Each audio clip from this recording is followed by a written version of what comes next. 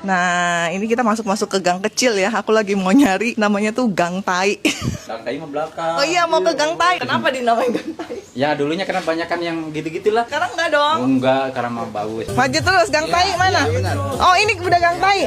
Oh, lurus. Oke. Ini Gang Tai. Iya, betul. Udah sampai cari combro. Iya, Itu. Oh, udah sampai nih Gang Tai nih. Berapaan combronya? 3.500. Jualannya apa aja nih?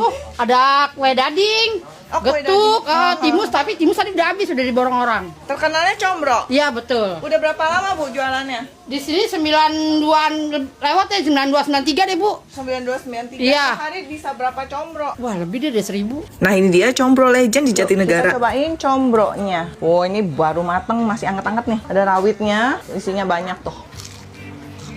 Singkongnya tuh nggak tebel ya, tipis, terus bisa mekar kayak kopong gitu. Isian oncomnya juga banyak. Singkongnya empuk, oncomnya ada pedes-pedesnya gitu. Martabak telur, lumayan tebel, telurnya kayak ada campur tepungnya, jadi tebel. Oh, daging isi kacang hijau, kayak cakwe manis gitu ya, kayak kue bantal. Combro Bu Aminah di Jatinegara.